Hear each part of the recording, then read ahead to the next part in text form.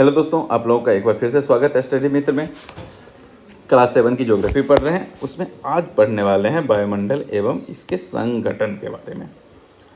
इस चैप्टर में क्या क्या पढ़ेंगे? हम लोग पढ़ेंगे वायुमंडल के बारे में, वायुमंडल में कौन कौन सी गैसें हैं यानी उसके संगठन के बारे में, उन गैसों का क्या यूज है, क्यों जरूरी है और वो क्या करती हैं वायुमंडल में, ये सारी चीज़ें देखेंगे। और देखेंगे कि वायुमंडल की जो अलग अलग परत है, कितनी परतें हैं, कौन कौन सी हैं, हमारे लिए उसका क्या यूज है, इन सभी चीज़ों को देखेंगे। बहुत सारा प्रश्न बनने वाला है, तो चलिए आप लोग हमारे साथ बने रहिए। और आगे बढ़ने से पहले आप लोगों का बहुत बहुत धन्यवाद, जो अच्छा कमेंट करते हैं आप लोग, उससे हमें उत्साहवर्धन मिलता है। तो चलिए बहुत बहुत धन्यवाद, शुरू करते हैं। देखिए, शुरुआत फिर से उसी तरह से बातचीत के क्रम में शुरू होती है क्या कि सीमा, सुरेश, राधा एवं रमेश मैदान में खेल रहे थे, यानी सारे बच्चे खेल रहे थे, ये दोस्त लोग। अचानक सुरेश ने कहा, राधा तुम अपनी नाक और मुंह कितनी देर तक बंद कर रख सकती हो? हम लोग सब ने ऐसा किया है ना बचपन में, कभी न कभी आप लोगों ने चेक किया होगा, नाक बंद कर कितनी देर तक रख सकते हो, कोई ना कोई तो किया ही होगा, बच्चों में ये होता ही है। तो राधा ने क्या कहा, मैं भी ऐसा करके देखती हूँ। राधा ने अपनी नाक और मुंह हाथों से बंद कर लिया, लेकिन कुछ सेकेंड में ही उसने हाथ हटा लिए। क्यों? क्योंकि उसे बेचैनी होने लगी थी। अब बताइए बेचैनी क्यों होने लगी थी? क्योंकि जब नाक बंद की तो सांस लेने में दिक्कत होने लगी, सांस नहीं ले पा रही थी, तो कुछ सेकेंड में ही हालत खराब हो गई। बारी बारी से सभी बच्चे ने ऐसा किया, परंतु कुछ ही सेकेंड में सबकी सांस टूट जा रही थी। रमेश ने पूछा, ऐसा क्यों हो रहा है? सीमा ने कहा, ऐसा इसलिए हो रहा है क्योंकि सांस लेने के लिए वायु आवश्यक है। क्या आवश्यक है? वायु। वायु में भी कौन सा वायु? सबको पता है क्या? ऑक्सीजन चाहिए। अगर ऑक्सीजन ना मिले ना तो क्या होती है? दिक्कत हो जाती है। तो हुआ क्या कि नाक या मुंह के रास्ते हमारे शरीर में यह वायु प्रवेश करती है, यानी ऑक्सीजन दो ही तरह से, नाक और मुंह के रास्ते। जो नाक के बंद होने पर शरीर में प्रवेश नहीं कर पा रही है, इसी के कारण हमें बहुत दिक्कत होने लगी। और बिना हवा के, बिना ऑक्सीजन के आप थोड़ी देर भी जिंदा नहीं रह सकते। हमने पिछले चैप्टर में शायद इस पर डिस्कस किया था। राधा ने कहा कि क्या हवा सभी जगह है? अब देखिए क्वेश्चन यहाँ से शुरू होता है कि राधा ने क्या पूछा, क्या हवा सब जगह है? हवा यानी कौन सी हवा? जो हम लोग सांस ले रहे हैं। तो राधा ने बताया, क्या मेरी दीदी जब ऊंचे पहाड़ों पर घूमने गई थी तो उन्होंने बताया था कि ऊपर पहुंचने पर सांस लेने में उन्हें दिक्कत हो रही थी। कहाँ घूमने गई होगी? पहाड़ी पे, हिल स्टेशन, इनकी ऊंचाई वाली जगह पे, तो उसको सांस लेने में दिक्कत हो रही थी। सुरेश ने पूछा, भला ऐसा क्यों? तो सीमा ने बताया, क्योंकि धरातल से ऊपर जाने पर ऑक्सीजन की मात्रा कम हो जाती है। दीदी बता रही थी कि पृथ्वी के जिस भाग पर हम रहते हैं वहाँ से लेकर कई 100 किलोमीटर ऊपर तक वायु पाई जाती है, जिसे वायुमंडल कहा जाता है। अब समझ में आया कि पृथ्वी के चारों तरफ क्या है? वायु पाया जाता है, और वो थोड़ी दूर नहीं है, बहुत ऊंचाई तक है, कई 100 किलोमीटर तक है, ऊपर तक। तो इसी को क्या बोलते हैं?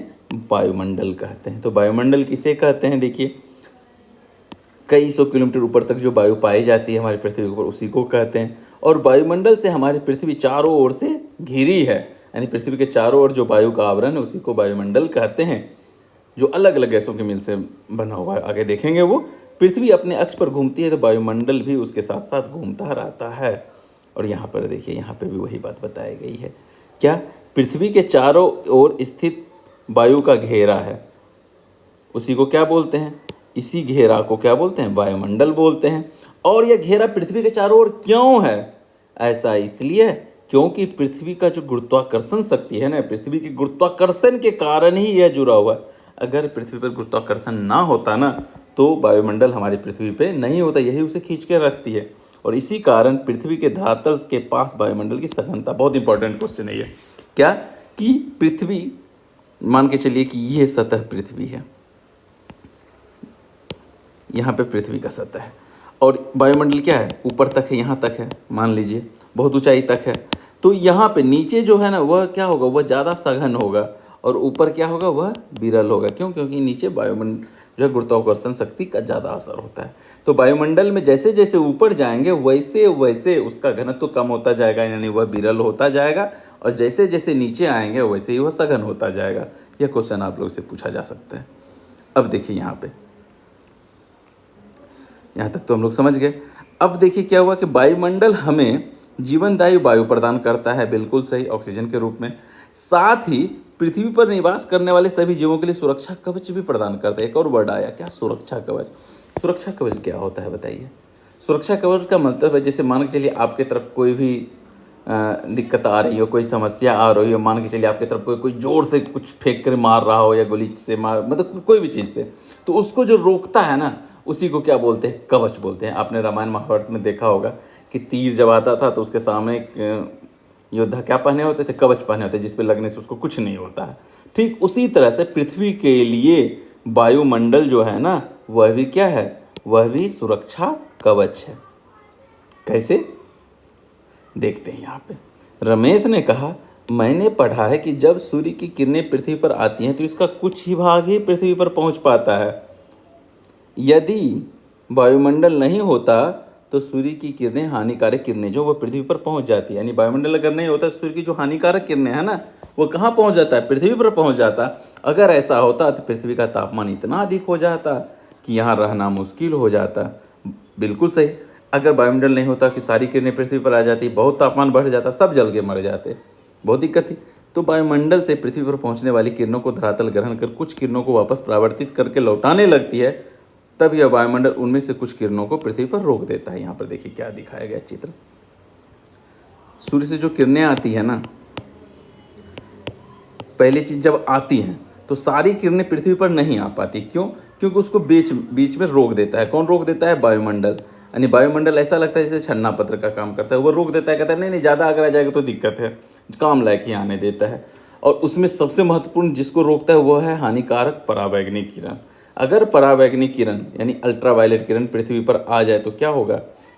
अगर मनुष्य के जीवों के त्वचा पर अगर आएगा तो त्वचा कैंसर ले आएगा, गर्मी बढ़ जाएगी, पैरों पे अगर गए तो पैर जल जाएंगे, तो ये सारी दिक्कतें हो जाएगी। लेकिन इस किरणों को वायुमंडल की एक परत है जो कि छान देती है, रोक देती है, नहीं आने देती है। तो वायुमंडल को कौन सी परत है? चलिए कमेंट कीजिए, फिर आगे में हम बात करेंगे। तो देखा यहाँ पे ये काम करती है, यानी सारी की सारी किरणों को नहीं आने दिया, काम लायक आने दिया। लेकिन जब वो आती है तो उसके बाद पृथ्वी से क्या होती है? वो वापस चली जाती है, विकृत होती है। तो विकिरण जब वापस हो जाता है ना, वापसी क्रम में भी सारी किरण को वापस नहीं जाने देता है, काम लायक को रहने देता है और कुछ को ही जाने देता है, यानी उसको कुछ को रोक लेती है।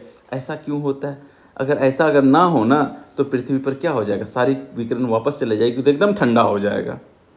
देखिए यहाँ पे वही बताया गया है क्या, कि वायुमंडल के कारण ही पृथ्वी पर परावर्तित किरणें पुनः अंतरिक्ष में लौटने में अधिक समय लगाती है। एक तो अधिक समय लगाती है, जिससे पृथ्वी का तापमान रहने योग्य बन पाता है। अगर ऐसा ना हो तो पृथ्वी का तापमान बहुत कम हो जाएगा। अगर ये किरणें पृथ्वी से परावर्तित होकर अंतरिक्ष में लौट जाती, सारी की सारी किरणें, तो पृथ्वी इतनी ठंडी हो जाती कि सब कुछ जम जाता। बोलिए फिर भी नहीं रह सकते। तो वायुमंडल ने क्या क्या काम किया? एक, रहने लायक तापमान मेंटेन किया है, और दूसरा, ठंडा होने से भी बचाया। सीमा बोल उठी, मेरी दीदी कह रही थी, क्या कह रही थी? कि जब कभी आकाश में बादल होते हैं तो हमारे यहाँ का तापमान अचानक बढ़ जाता है। बहुत इंपॉर्टेंट बात है। यानी आकाश में जब बादल होता है तो हमारे यहाँ का तापमान क्या होता है? अचानक बढ़ जाता है। आप लोगों ने महसूस किया होगा कि जब रात में बादल हो ना तो उस रात में ज़्यादा गर्मी होती है। ऐसा क्यों? इसलिए होता है क्योंकि सूर्य से जो किरणें परावर्तित होकर अंतरिक्ष में जाने लगती है ना, तो बादल उसको रोक देती है, बादलों का अनुवर्तन रुक जाती है और पुनः कहाँ पहुँच जाती है? पृथ्वी पर, जिससे हमारा वातावरण उस रात में अपेक्षाकृत अधिक गर्म होता है। तो समझ में आ गया? तभी राधा ने पूछा, पृथ्वी पर ऊंचाई वाला भाग, पर्वत पहले गर्म होता है या तल वाला भाग? जैसे यहाँ, जैसे ये धरातल है, धरातल पे क्या है? पहाड़ है, ये सतह है, ये सतह है, और यहाँ पर मान लीजिए सन है। तो सन की किरणें आ रही है, हर जगह आ रही है। तो कौन सा पहले गर्म होगा? ये वाला पहाड़ वाला हिस्सा ज़्यादा गर्म होगा, ये या तल वाला जो पहले गर्म होगा? बताइए, और कौन ज़्यादा गर्म होगा? तो यही यहाँ पे पूछा है उस बच्चे ने। तो देखिए, सुरेश बोल उठा, सूर्य की किरणें जब पृथ्वी पर पहुँचती है तो पहले पर्वत पर पहुँचती है, बिल्कुल सही, बाद में मैदान पे, इसलिए पहले पर्वत गर्म होना चाहिए। किंतु ऐसा नहीं होता है। पहले कौन सा गर्म होता है? ये वाला तल वाला हिस्सा, यह पहले गर्म होगा और ये बाद में।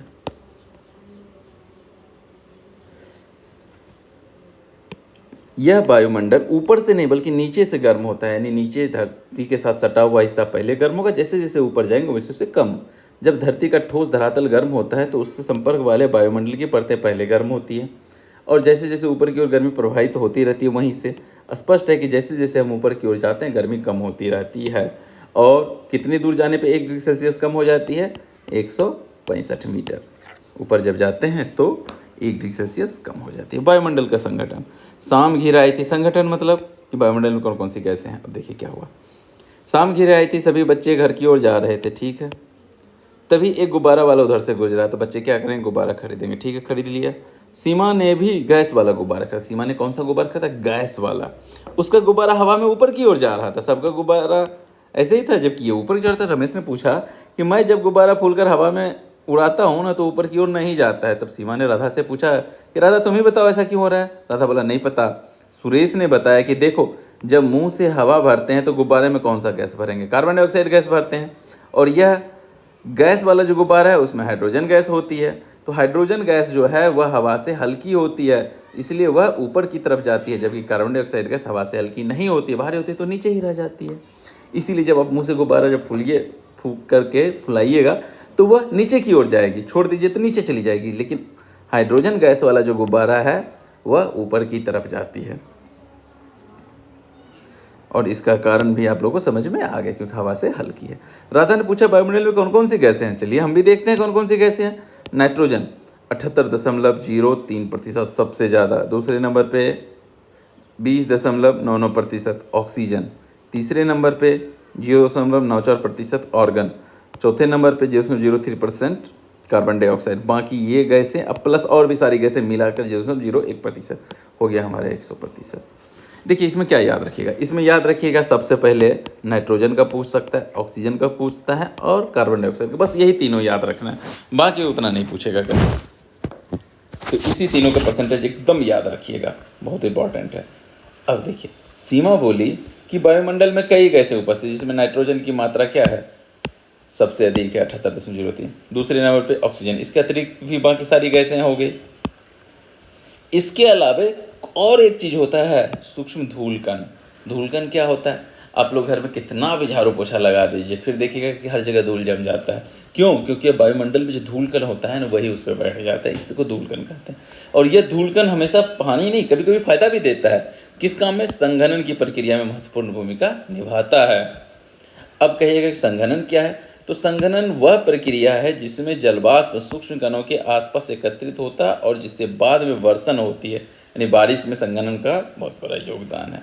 और उस योगदान को सफल कौन बनाता है, धूलकण। कैसे होता है, देखिए वायुमंडल में जो छोटे छोटे धूलकण है ना, जब जलवाष्प वायुमंडल में जाता है उड़ करके धूप के कारण, तो इसी के चारों ओर वो संघनित हो जाता है, यानी इसी के चारों ओर, किसके, धूलकण के चारों ओर। और ऐसा होने से क्या होता है, बादल बन जाता है और फिर बाद में बारिश होती है। यानी वातावरण में इन गैसों का प्रभाव नजर आता है, यानी सारी गैसों का प्रभाव नजर आता है। अभी देखते हैं सबसे पहले राधा ने कहा, मैंने सुना है कि कार्बन डाइऑक्साइड गैस की बढ़ती मात्रा के कारण काफ़ी दिक्कत हो रही है। आप लोगों ने भी सुना होगा कि कार्बन डाइऑक्साइड की मात्रा बढ़ रही है, बहुत दिक्कत हो रही है। रमेश ने कहा बिल्कुल ठीक। अभी देखे होंगे कि कार्बन उत्सर्जन पे पूरी दुनिया सब चाहती है कि कार्बन का उत्सर्जन कम से हो, कम कम कम हो। इस पर कई सारी मीटिंग वगैरह भी होती है, तो आप लोगों ने सबने सुना होगा। तो रमेश ने बोला बिल्कुल ठीक ऐसा होता है, लेकिन क्यों, परंतु कार्बन डाइऑक्साइड क्या इतना हानिकारक है। बोला नहीं नहीं नहीं, सबसे बड़ा फायदा तो कार्बन डाइऑक्साइड से। क्या फायदा है, देखिए कार्बन डाइऑक्साइड की उपस्थिति में ही तो पेड़ पौधे संश्लेषण की प्रक्रिया द्वारा भोजन बनाते हैं। यानी कार्बन डाइऑक्साइड को सांस के रूप में कौन लेता है, पेड़ पौधे।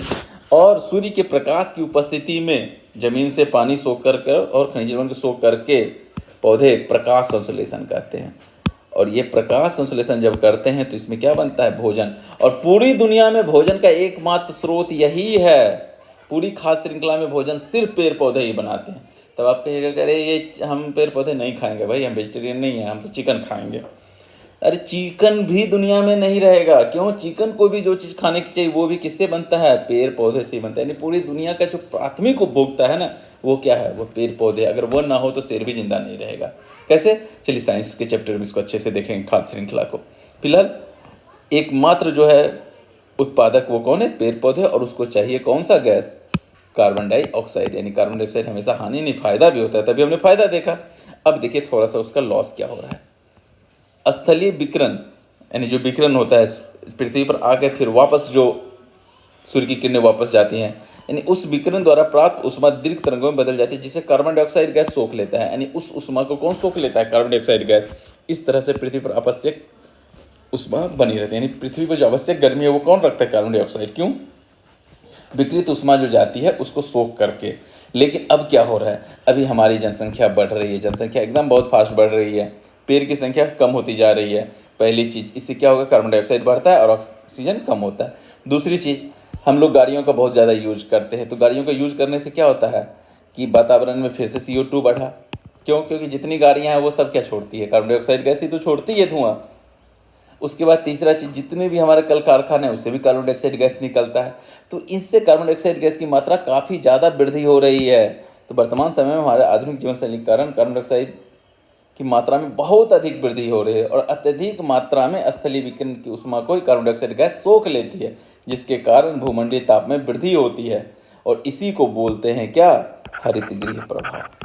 हरित गृह प्रभाव, जो कि वायुमंडल यानी जलवायु की दशाओं में भी परिवर्तन नजर आता है। नहीं कहते हैं हम लोग कि आजकल गर्मी बढ़ती जा रही है, हर साल रिकॉर्ड तोड़ रही है। क्यों? क्योंकि हर साल कार्बन डाइऑक्साइड तो बढ़ रहा है वातावरण में, इसके कारण ये काम होता है। अब आप कहिए सिर्फ कार्बन डाइऑक्साइड से ही तापमान बढ़ता है, अरे नहीं, उसके साथ साथ कुछ और भी गैसें हैं। क्या क्या है देखिए, कार्बन डाइऑक्साइड तो हो ही गया, कार्बन फ्लोरो यानी क्लोरोफ्लोरोकार्बन, ये दूसरा गैस हुआ। इसके अलावा एक होता है कार्बन मोनोऑक्साइड, ये हो गया। ये सारी गैसें क्या करती है, ये सारी गैसों को हम लोग ग्रीन हाउस गैस कहते हैं। क्या कहते हैं, ग्रीन हाउस गैस। क्यों? क्योंकि यह वायुमंडल में फैलकर पृथ्वी से विकिरित ऊष्मा को सोख लेती है, ग्रीन हाउस इफेक्ट प्रभाव पैदा करती है। तो कार्बन डाइऑक्साइड, और एक दूसरा क्या है, क्लोरोफ्लोरोकार्बन, क्या है आजकल बहुत ज़्यादा हो रहा है। क्यों? क्योंकि हम लोग जो AC वगैरह यूज करते हैं या फ्रिज यूज करते हैं, उसमें जो गैस भरा जाता है वो यही गैस है, और यह गैस जब धीरे धीरे वातावरण में जाता है तो काफ़ी ज़्यादा यह ग्रीन हाउस इफेक्ट पैदा करता है, काफ़ी गर्मी फैलाती है। तो अब आप लोग को समझ में आ रहा होगा कि हम लोग ही जिम्मेदार हैं इस गर्मी को बढ़ाने का। अच्छा, एक बात बताइए, गर्मी जो बढ़ रही है, क्या इससे कोई परेशानी है? एक तो परेशानी आपको साफ नज़र आ रहा है कि हालत ख़राब हो रही है, इतनी गर्मी बढ़ रही है, अभी परेशान है सब, और क्या क्या परेशानी है? तो वही बात राधा ने पूछा।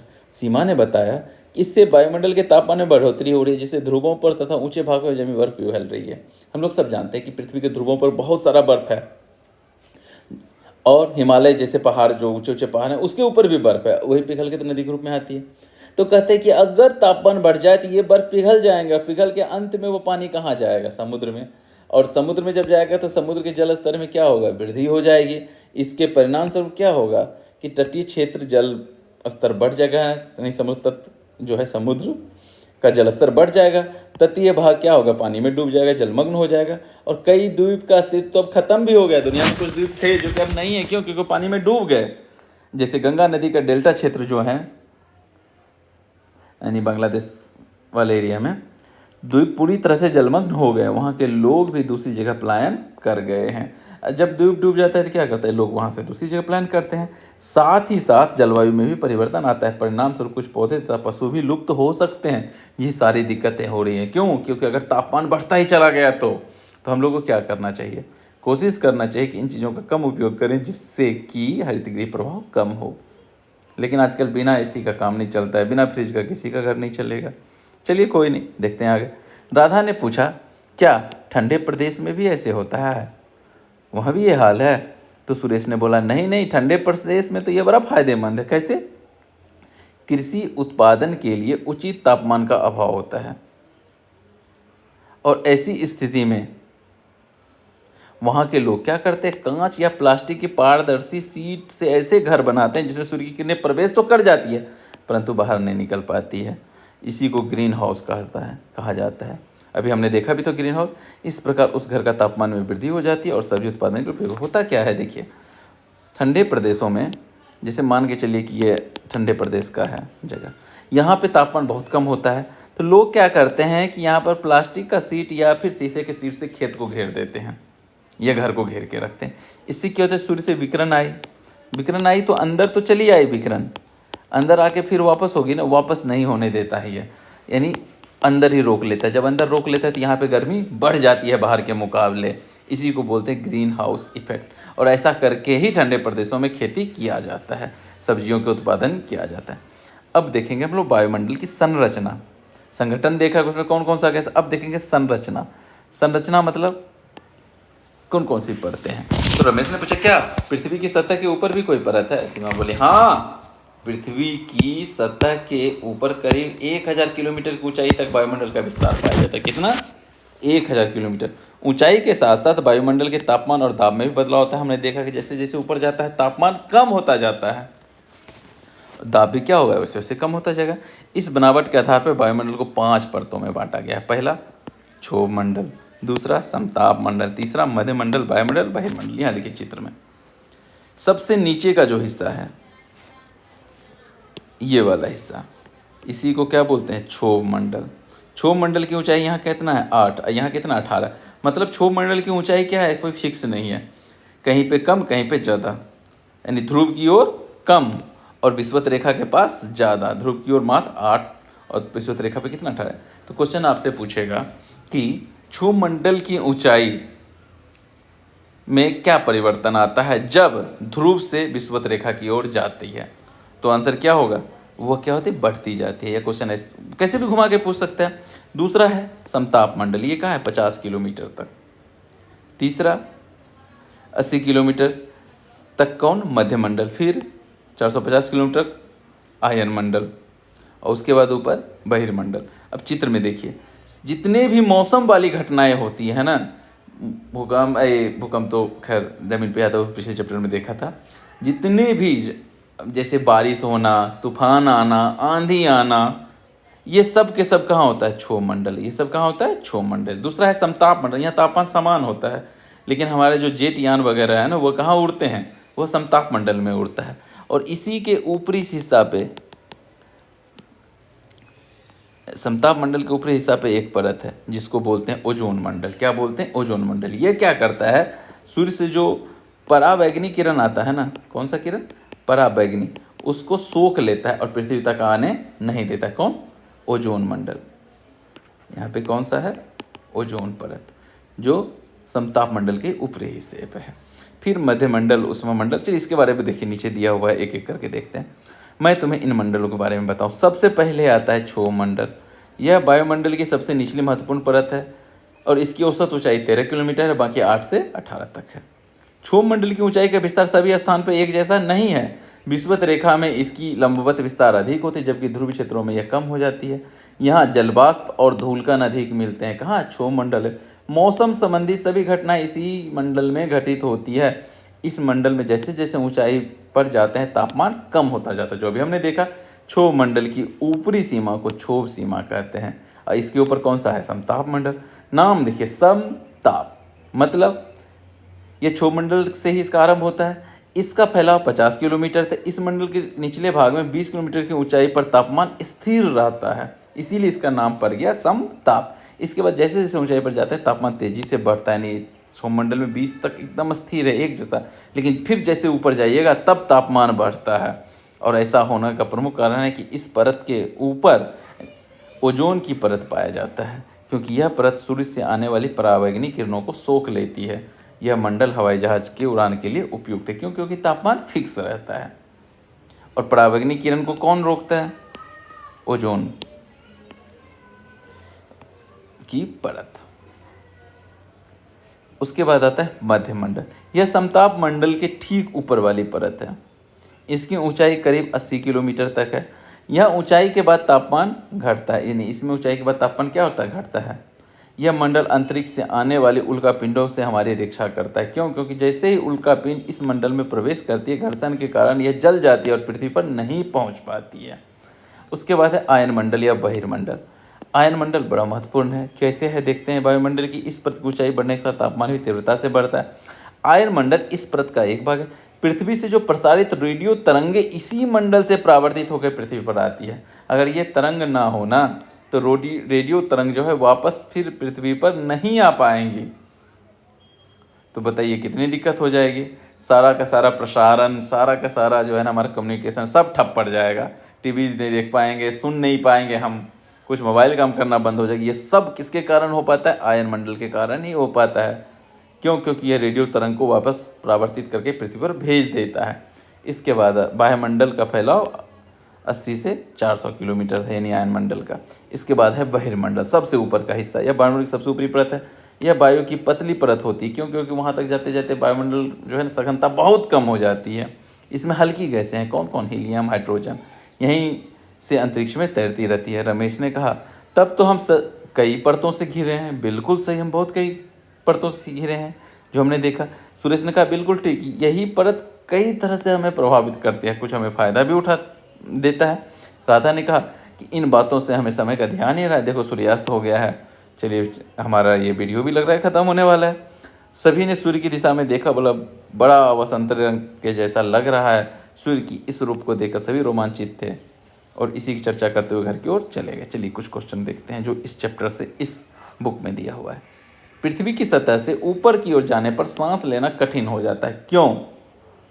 पहला है वातावरण में कार्बन डाइऑक्साइड की मात्रा बढ़ जाती है, नहीं। वातावरण में ऑक्सीजन की मात्रा बढ़ जाती है, ये भी नहीं होगा। नाइट्रोजन की मात्रा कम हो जाती है, ये भी नहीं। वातावरण में ऑक्सीजन की मात्रा कम हो जाती है, तो हमारा आंसर क्या सही होगा कि ऑक्सीजन की मात्रा कम हो जाती है। पहले कौन सा भाग गर्म होता है? जल की सतह, स्थल की सतह, पर्वतीय भाग या वायुमंडल? तो सबसे पहले कौन सा हिस्सा गर्म होता है? स्थल की सतह, है कि नहीं? हमने देखा था वायुमंडल में ऑक्सीजन की मात्रा कितना है, 25, किसी का नहीं है। 78.3 ये तो हो गया नाइट्रोजन का, 2 भी किसी का नहीं है। हमारा आंसर क्या है? 20.99। चलिए आप लोग कमेंट करके बताइए कि कार्बन डाइऑक्साइड की मात्रा कितनी है अभी। वायुमंडल की सबसे निचली परत कौन सी है? कौन सी है? क्षोभ मंडल। क्या क्या है क्षोभ मंडल की खासियत है, बताइए आप। ये जो तरंगें किस परत से परावर्तित होती है? किस परत से? आयन मंडल से। समताप मंडल का आरंभ किसके बाद होता है? क्षोभ मंडल के बाद होता है। वायुमंडल का फैलाव कितना तक है? कितना तक है? देखिए सारे यहाँ पे दिया है 400 किलोमीटर तक।